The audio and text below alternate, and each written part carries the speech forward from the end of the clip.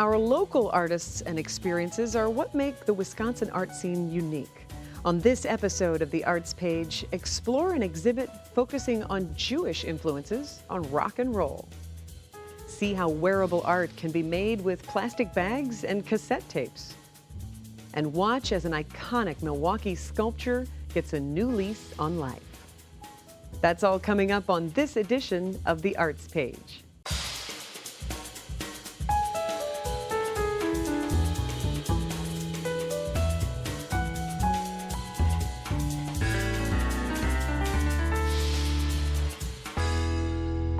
Welcome to the Arts Page. I'm Sandy Maxx. Our arts community right here in Wisconsin covers the full range of creative expression. Every culture has artistic contributions. For over 60 years, the Jewish community has been influencing rock music, both on stage and behind the scenes. The Jewish Museum Milwaukee has a current exhibit showcasing Jews who rock. I think a lot of people are surprised, will be surprised, just by simply recognizing that some of these artists are Jewish. People walk into this room and they just are excited by it and they're lit up by it. It's a positive energy room, and people are really taking that away with them and spreading the buzz in the community, which we love. This is called Jews Who Rock, and it's basically a musical history tour, if you will, looking at over 60 years of Jews in rock and roll. We selected images and panels and customized it specifically for the Jewish Museum Milwaukee space. One of the things that I think this exhibit does is it really shows the breadth of Jewish belief and practice. That you have, generally when we're talking about Jews, you have a more formal religious kind of impression of them. In this exhibit, you see Jews who are secular, who are cultural, who have Jewish parentage but don't really practice much in terms of religious practice through these famous personas. And to me, that's a really, really interesting part of this exhibit.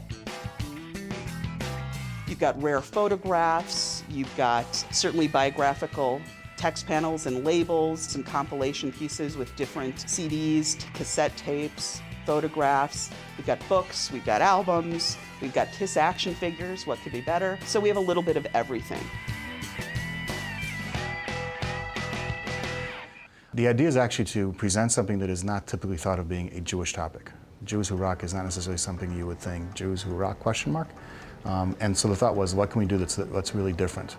Whether it's the rock and rollers themselves who are Jewish, who nobody thinks about, whether it's Pink or Drake, or is it actually something more than that? That in fact there's Jews behind the scenes, or the origin of Jews who rock, whether it's the Gershwins or the idea of what the music scene was, producers, directors, and the like as well. The other thing I always like to do is to augment with local artifacts, so it does have that community connection. And so we were lucky enough to be able to work with some families in our community who have ties to the Jewish rock world or who are avid collectors of artifacts that pertain to rock and roll, and who loaned us some of those pieces to help us really round out the exhibit.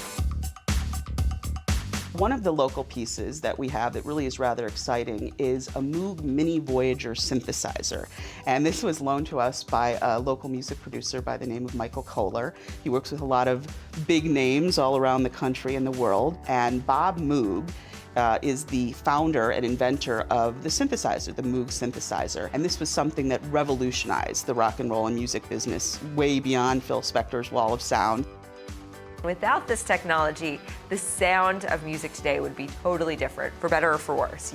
Pretty much anything on popular radio has some sort of synth component. Actually, 2014 marks the 50th anniversary of the Moog Mini Voyager. It really was a game changer. One of the other families we were lucky enough to work with is the Epstein family, and they are relatives of Howie Epstein, who was the primary bass player for Tom Petty and the Heartbreakers for years and years. He grew up here in Milwaukee, graduated from Nicolet High School, and unfortunately, kind of a cautionary tale, got caught up in the rock and roll lifestyle, but the family was kind enough to loan us some significant items, including a collector's edition Redwood Clover and Sandberg bass guitar that is in our atrium case. We have his graduation picture from the Nicolet Shield yearbook and some great historical information, so that really made a wonderful addition. people will be surprised by the people that we have represented and not having recognized that they were Jewish. So people like Gene Simmons, who was born Chaim Witz in Haifa, Israel, and with Paul Stanley, who were two of the co-founders of the rock group, the metal group Kiss. A lot of people don't know that about Gene Simmons. They don't know that he was born with a very Jewish name, that he was born in Israel. There are the Bette Midlers that are there. There are the Barbra Streisands that are there. Those are the obvious ones, but then there's some others that are kind of, wow, I didn't know that drummer was.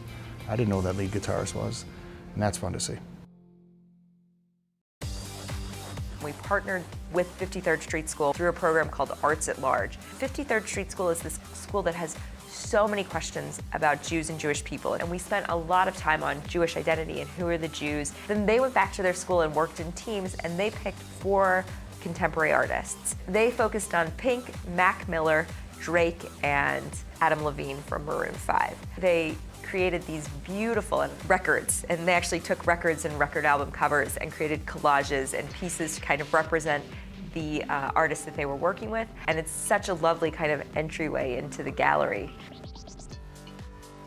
Another way of engaging some of the younger demographic was the idea to put together a playlist, a Jews Who Rock playlist. So through Spotify, we've put together this list, and we kind of have a listening and looking corner where you can sit down, and Kos, who was one of our supporters, was kind enough to donate some wonderful earphones. You can sit down, you can put on the headphones, you can listen to some of the artists. Everyone is represented, and many beyond who are represented are here. It's a nice interactive corner that you can come and listen as well as look. One of the things I want people to take away is to understand the relevance of Jewish individuals to the rock genre and how they've been such an important factor in the growth and development of that industry. I think it's important to recognize that music is very much a part of Jewish culture and heritage, and has been since antiquity. The Jewish people are known as the people of the book, or the written word, versus the image. So when you think about what role words and lyrics play in the development of music, it's a natural connection. So to be able to make those ties historically, and to be able to look at, consistently throughout time, the role that Jewish individuals and communities have played in music, and specifically in the development of the rock genre, I think that's an important lesson for our community, and not just the Jewish community, but the greater community, to be able to walk away with. It's not just the lead singers and the guitarists and the bassists and the drummers that make up music, but it's the people in the background, the people who are producing, the people who are doing things like coming up with new music technology that really have impacted our way of listening to music. I like the idea that we can not necessarily talk about doom and gloom Judaism. That's a lot of Jewish history. It's a pretty cool thing to sometimes have something that's just really fun to celebrate, and fun to just simply enjoy what you're celebrating. And that's what the show really, really is. It's just a phenomenal display of, wow, look what we did. Look at the contribution we made.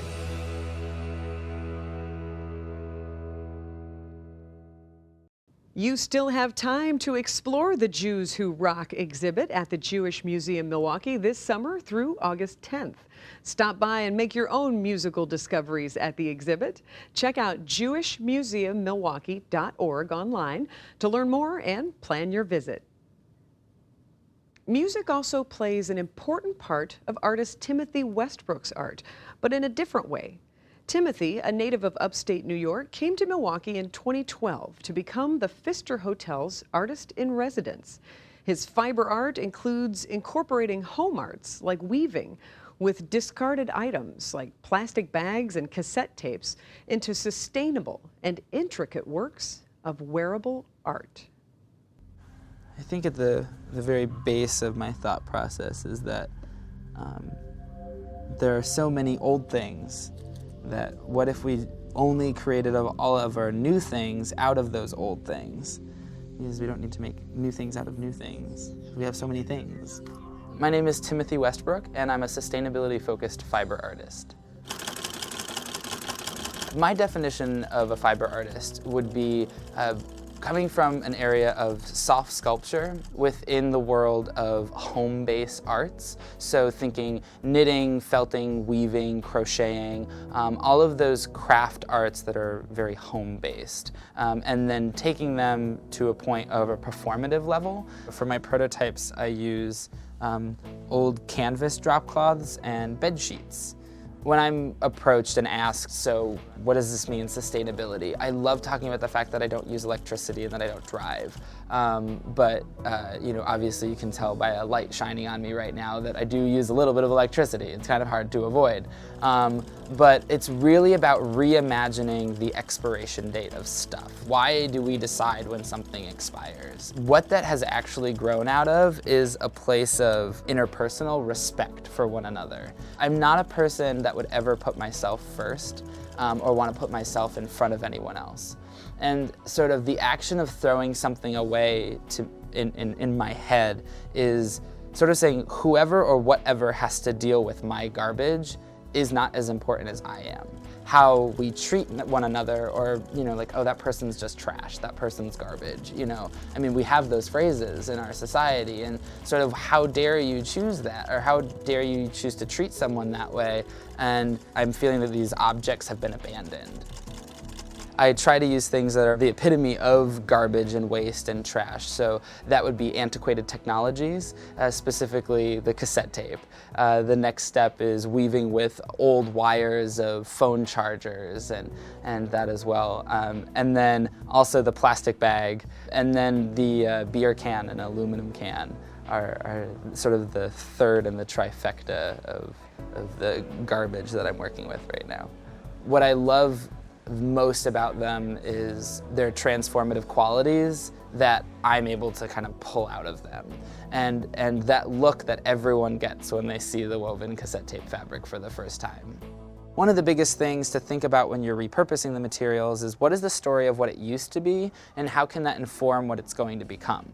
Growing up in upstate New York, it just sort of seemed like the trajectory of wanting to be an artist was, okay, go to college and then go to New York City. And I got to college and just really didn't have an interest in going to New York City. I'm really interested in connecting the dots in my work and sort of finding the link from one thing to another. And the loom that I work on, the style of loom that I'm weaving with is a Victorian floor loom. And the sewing machines that I use are treadle, non-electric machines from the late 1800s, early 1900s. So they're Victorian pieces as well. And I just thought, why not? Let me just type into the Google machine Victorian Artist in Residence Program. And the very first thing that came up was the Pfister Hotel. Then all of a sudden I was like, oh, Milwaukee, Wisconsin. And I'm thinking, Milwaukee, Wisconsin. And so I type in Milwaukee, Wisconsin, and then I'm like looking at pictures of the downtown, like, this is great. And the art scene is just super fantastic. And I absolutely fell in love with it. And so I wrote a letter to the committee that selected the artist in residence, and I said, I didn't understand what I was applying for. Now I do. And I just wrote this whole letter about the community, how I absolutely respect the community that I would be entering, and my selection as a finalist. I realized that that's an invitation to be a part of something much bigger than I realized. They ended up inviting me out, and over the course of the year from April of 2012 to March of 2013, I explored the art community of Milwaukee, and it really opened up the national art community to me. While I was the artist in residence at the Pfister, this is the first piece that I created there. This is wool with the cassette tape. And because it was the first piece and it was a sample dress, I worked with all demo tapes. My grandfather is legally blind, and it was his being surrounded by his books on tape my whole life that got me thinking about the cassette tape and having this really strong relationship with it. So I wanted to work with it, and I had used it as sewing thread, and then I took a weaving course my junior year of college, and I actually did quite poorly in it. and I wove with the cassette tape for the first time, and it was in my senior year I costumed the Magic Flute Opera as my thesis, and one of the characters is Papageno, and Papageno is the bird catcher to the Queen of the Night. So how could I visually express music? Because his character is, calling in the birds with music. Incorporating that into his costume as a woven was a way to visually express that sound. Isn't that beautiful? That's just, I love this color. It's so great. I was commissioned to create a pair of ruby slippers. So of course I would go out in search of beautiful sequins and I couldn't find any. So I said, I know exactly how I'm going to do this. And I used a Coca-Cola can and then hole punched one by one. And it was a really, really exciting process. The thing about the hole punch can shoes is that I really like them as being one of my most hypocritical pieces because the adhesive that I put the sequins on with, that's not sustainable in any way. That's, there's nothing that's eco-friendly about that. And I kind of love that about it because it's out of all of these processes I've been describing, that one is I don't know, sort of heightening the issues, and it sort of calls attention to the paradox. And I think that tension in it is just really neat for me in the exploration process. So this is the plastic bag graveyard and sorting area. So there are plastic bags that have already been cut into strips into making what we in the fiber world call plarn or plastic yarn. My studio mate in college was devastatingly fascinated with the repercussions of plastic bag in our environment. She was just doing beautiful pieces with plastic bags, weaving them in different ways, and I was interested in sort of steering that in the same direction that I was using my cassette tapes. And so I started weaving with the plastic bag. The most recent project that I just completed was Paleontology of a Woman.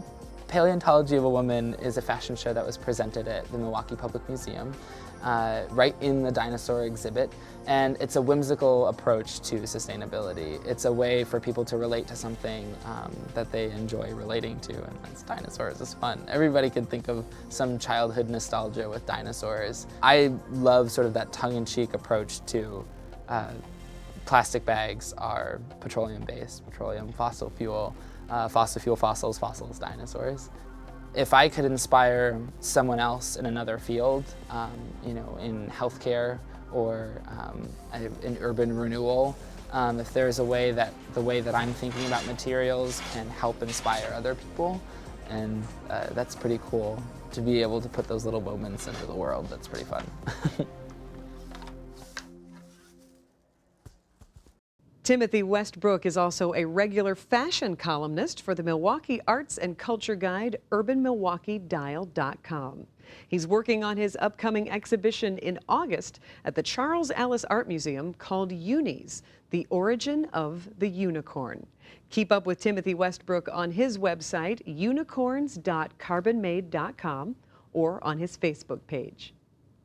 In Milwaukee, there are many monuments and memorial statues around the city.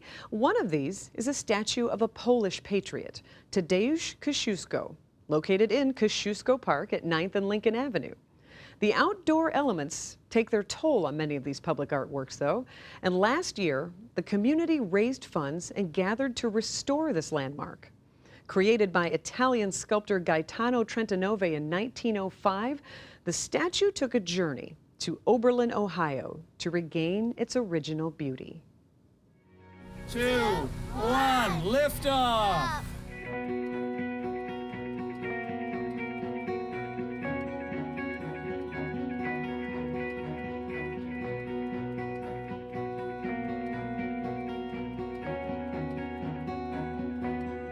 There we go! This is the scabbard from General Kosciuszko. It fell off the horse some time ago, and we've been holding on to it in anticipation of this day when we were going to turn it over to the conservators, and they were going to take the monument away and repair it and restore it.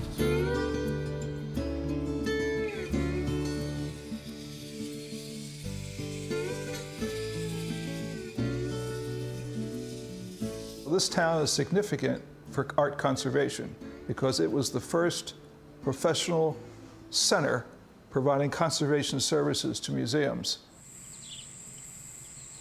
Sculpture conservation is a very active area in conservation. has been for decades. In the 1930s, the profession changed. Actually, it became a profession. Before that, we were called restorers. Typically, the work was done in a secretive manner. So this is the foundry mark with the location, the name of the foundry, and the date. And on this side, you will see the signature of the sculptor. These were cast in large pieces. This man was cast in one piece, except for his arm from about here out. But the rest of him was all cast in one big casting. And the same thing with the horse. It was cast almost complete in itself. Typically, they never recast a piece. If it's got a flaw, they'll fix it. They've got lots of ways to fix it. And one of the interesting things is if you look inside the figure or inside the horse, you'll see the inside's pretty rough. It's got lots of bumps, blemishes. The outside used to be just like that. When it came out of the mold, it had lots of little flaws on the surface, which they completely finished by hand. Lots of little round circles, one after the next. And each one of those circles is a place where they drilled, tapped, screwed in a plug, finished it off smooth on the outside, drilled right next to it, put it in another plug, and just kept going. And I've seen plugs, maybe 50, 60 plugs in a length about this long, where they close one of those type of cracks in castings. Height is, he's probably a good 20 feet tall. Weight-wise, he was quite a bit heavier when we got him because he was full of investment material and foreign matter on the inside. And because these castings are not watertight, they have lots of little flaws all over the surface, and water and moisture and rain get inside. So if there's core material inside, like an arm, and moisture gets in there and saturates it, in the wintertime, when it freezes, it'll expand and crack the casting. And we can see there's a number of places where that happened on this artwork. This is where the damage was. So this area was split open, this area was split open here. What we did when we were cleaning the sculpture out is we would remove patches like that to allow us access to the interior of the sculpture. Get a pressure washer up in there, clean out the interior until it's absolutely empty and free, and then put those patches back into place. The only item that was missing were his spurs, had been broken off and lost over time. Well, we had a stub about this long coming out of the back here. So that kind of told me what the scale of the spur was and the size of it. And then keeping it in proportion, fabricated the length and then attached the spur by welding.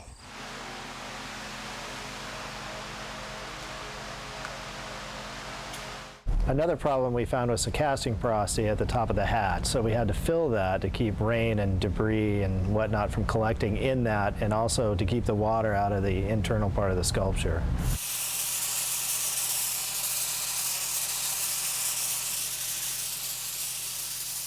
In the case of General Kosciuszko, it had a beautiful green patina. It's a patina that people enjoy. Unfortunately, we can't always keep that patina because the invasive, when the work is invasive, that is, if you have to cut into the metal, for example, to make a repair, which we had to do for this monument, you can't put back that green. So you have to start the patina process all over again.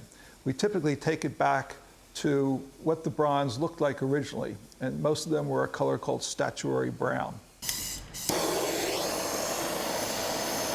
It's a process, it's a hot process done with a torch and chemicals, in this case ferric nitrate and some liver of sulfur.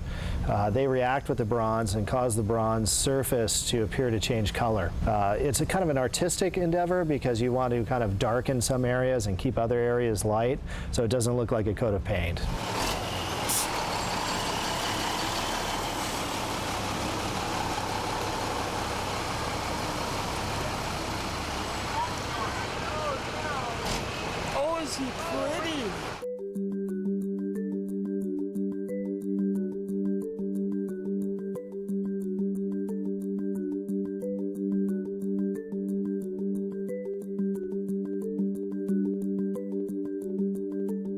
You can tell that he's a consummate quality sculptor. You know that he captured a great, bold pose that doesn't look static at all. It's wonderful. He's added quite a bit of detail. There's stitching marks even on the reins if you get close. The buckles are fantastic. Look at his uniform. His uniform, yeah. It's just, you want to touch it. It's so done so well, the texture of it. The whole element looks like it has life. You can see the life in the horse with the veins sticking out. It's sculpted so it looks like it's in motion, and that's nice. It's not just flat and static.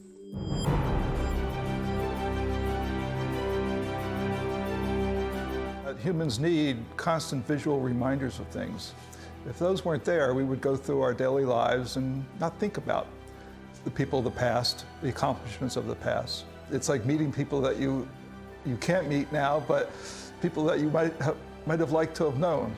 So this constant visual reminders is pretty important for humans.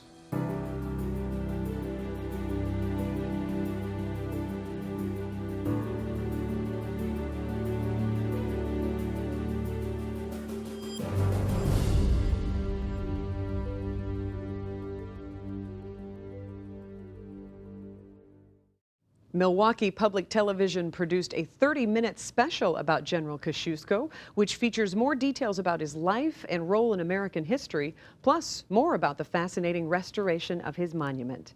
You can watch it online and learn more about the monument at rkmmilwaukee.org. For more information on this week's features, visit our website at mptv.org and click on the Arts page, or like us on Facebook at The Arts Page. On the next edition of The Arts Page, we explore art that's reinterpreted. See a modern twist on a Shakespearean classic. Listen as musicians bring back the funk and soul, and discover how junkyard scraps get an artistic second life as metal in motion. I'm Sandy Maxx. Thanks for watching, and we'll see you on the next edition of The Arts Page.